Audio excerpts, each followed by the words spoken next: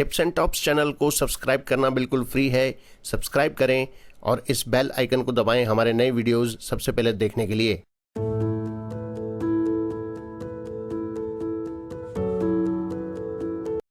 स्वामी रामसुखदास जी महाराज को शत शत नमन। आज का विषय है मुक्ति और भक्ति। महाराज जी के शब्दों में, भगवान का अंश होने से जीव मात्र में भगवान के प्रति स्वतः एक आकर्षण विद्यमान है। यह सिद्धांत है कि आकर्षण सजातीयता में होता है, अतः अंश का अंशी की तरफ स्वतः आकर्षण होता है। जैसे पृथ्वी का अंश होने से ऊपर फेंके गए पत्थर का स्वतः पृथ्वी की तरफ अर्थात नीचे आकर्षण होता है, जैसे भगवान और उनका अंश जीव दोनों अविनाशी हैं, ऐसे ही उनके बीच यह आकर्षण भी अविनाशी है। परंतु जब जीव अहम के साथ अपना संबंध मान लेता है, शरीर में मैं मेरापन कर लेता है, तब यही आकर्षण संसार की तरफ हो जाता है। वास्तव में संसार की तरफ शरीर का ही आकर्षण होता है, क्योंकि शरीर समष्टि संसार का अंश है। परंतु शरीर से तादात्म्य के कारण जीव उस आकर्षण को अपना मानता है। जीव में जो एक स्वतः सिद्ध आकर्षण है, वह भगवान की तरफ होने से प्रेम और संसार की तरफ होने से राग हो जाता है। संसार का आकर्षण अर्थात राग भी बढ़ता रहता है और भगवान का आकर्षण अर्थात प्रेम भी बढ़ता रहता है। परंतु दोनों में फर्क यह है कि अनित्य होने से संसार का आकर्षण भी अनित्य होता है और नित्य होने से भगवान का आकर्षण भी नित्य होता है। इसलिए संसार का रस तो नीरसता में बदल जाता है, पर प्रेम का रस सदा सरस ही रहता है। वह प्रेम रस प्रतिक्षण बढ़ता ही रहता है, उसका कभी अंत आता ही नहीं। दिने दिने नवम नवम नमामि नंद संभवम। एक मार्मिक बात है कि जैसे जीव का भगवान की ओर आकर्षण है, ऐसे ही भगवान का भी जीव की ओर आकर्षण है। सब मम प्रिय सब मम उपजाए। जीव तो संसार में आकर्षण अर्थात राग पैदा करके भगवान से विमुख हो जाता है, पर भगवान कभी जीव से विमुख नहीं होते।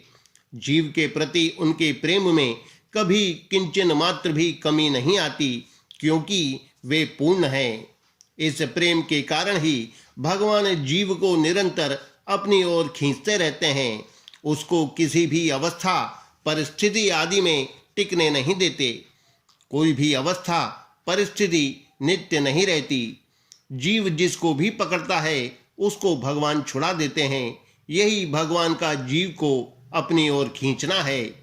इतना ही नहीं, जीव को सांसारिक भोग और संग्रह से स्वतः अरुचि ग्लानि भी होती है, परंतु हृदय में भोग और संग्रह का ही महत्व होने से वह उनको पकड़े रखता है, छोड़ता नहीं।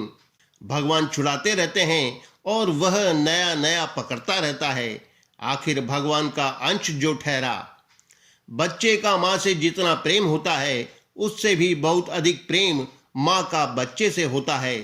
परंतु बच्चा माँ के प्रेम को पहचानता नहीं।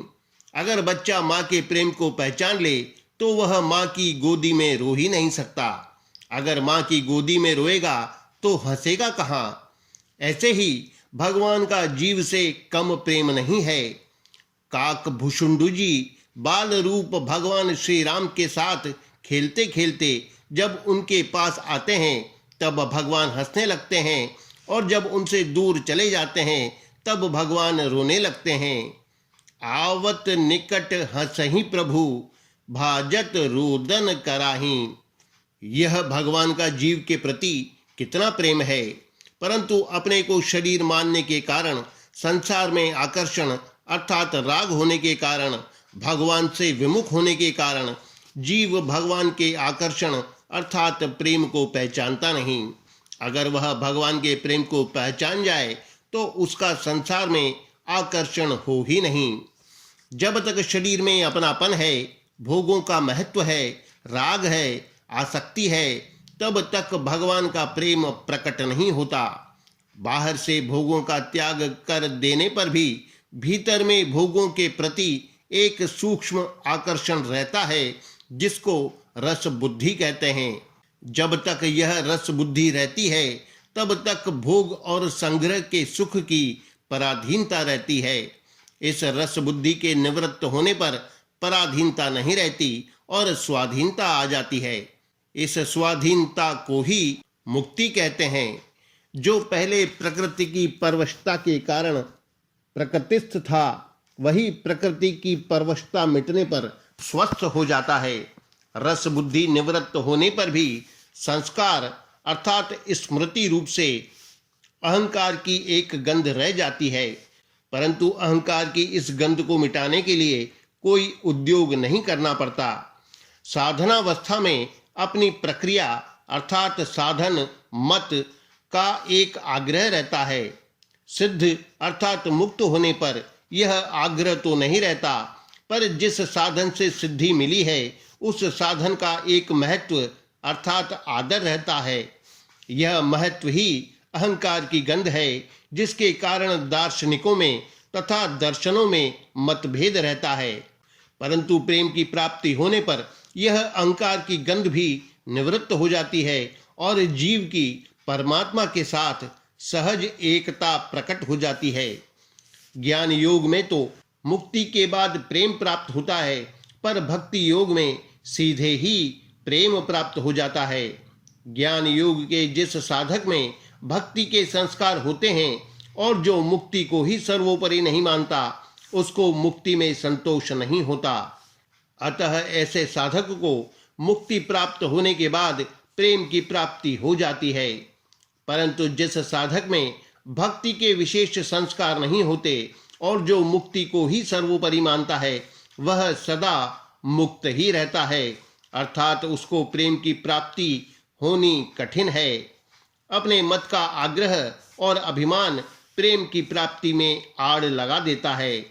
जैसे कोई मनुष्य रॉकेट में बैठकर पृथ्वी की गुरुत्वाकर्षण शक्ति से बाहर निकल जाता है, तो वह चंद्रमा की गुरुत्वाकर्षण शक्ति में प्रवेश कर जाता है, अर्थात उसका आकर्षण चंद्रमा की तरफ हो जाता है।